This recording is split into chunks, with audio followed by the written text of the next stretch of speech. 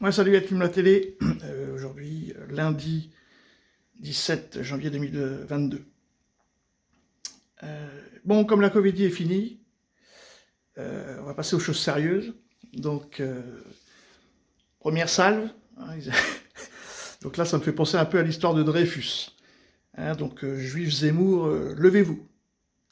Information, allez-y. Alors, Allez-y. je voulais juste dire une chose quand même. Donc là, je finis simplement la moi, fin de la conversation avant que tout d'un coup quelque chose arrive. Moi, je pense qu'effectivement, c'est trop tard. C'est trop tard, ça ne servira à rien, ça n'a aucun impact sur le plan sanitaire. Je suis d'accord avec vous, c'est la queue de la comète, s'agissant de la vaccination. En fait, des personnes âgées, parce qu'on ne devrait pas regarder dans un hôpital combien de personnes sont vaccinées. Pardon Pierre, je suis obligée de vous interrompre, parce qu'on a une information. Donc nous attendions le jugement, en tous les cas la décision de justice pour Éric Zemmour, le candidat. Éric Zemmour, c'est une décision, je le précise, relative aux propos du candidat à la présidentielle tenu sur les mineurs étrangers isolés en septembre 2020 sur l'antenne de CNews. Et à l'instant, donc il doit payer 100 € d'amende pendant 100 jours, donc une peine de 10 000 €, une amende de 10 000 €. C'est ce qu'avait, je précise, requis, ce sont les réquisitions du parquet.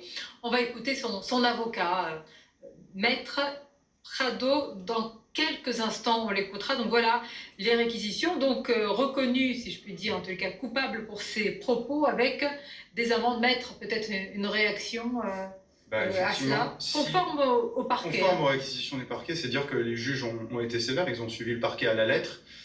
Généralement, le parquet, c'est plutôt le plafond, en tout cas les réquisitions.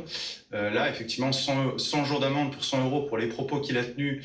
Et il fait appel, Et il fait appel, ce qui signifie ici qu'il y a suspension de jugement, parce que je rappelle que l'appel est suspensif. Donc attendons de voir, il arrive qu'en appel, les juges soient plus cléments. Vous savez, moi je dénonce une politisation des juridictions, et celle-ci a tendance très intéressant ce qu'il va raconter quand on monte au niveau de la cour d'appel, et au niveau des cours d'appel et au niveau de la cour de cassation. Donc j'espère qu'en appel, Éric Zemmour ne sera plus condamné. Je rappelle, c'est une condamnation pour provocation à la haine, vous savez, à de tels propos. Je vais vous dire une chose, parce que il faut vraiment qu'on s'en débarrasse de ce sujet-là, c'est-à-dire que... non mais je vais vous dire, parce que moi j'en ai assez de ce délit d'incitation à la haine, parce que je vais vous dire une chose, en droit, on réagit de manière objective.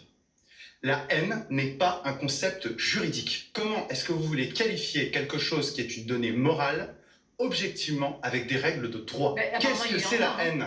Non mais oui, apparemment il y en a, mais justement ça laisse la porte ouverte à l'arbitraire, ça laisse la porte ouverte aux interprétations, ça laisse la porte ouverte un peu aux avis politiques, parce que, excusez-moi, il y a eu une certaine affaire du syndicat de la magistrature, je crois, il y a quelques années, qui a beaucoup fait parler et qui a quand même un peu battu en brèche la prétendue neutralité de la justice. Alors là, pensez bien que je n'attaque pas directement tous les juges, mais le sujet c'est la loi, c'est-à-dire que dès l'instant que la loi fait entrer des considérations subjectives et morales, puisqu'ici la haine ce n'est pas un concept objectif, eh bien s'ouvre la porte de l'arbitraire. Il fait appel, pour l'heure il est condamné et c'est suspensif. L'appel est suspensif. Bien sûr, donc à 10 000 € d'amende pour ses propos tenus sur les mineurs isolés. Voilà pour cette information, et nous arrivons à la fin de cette édition. L'occasion de vous...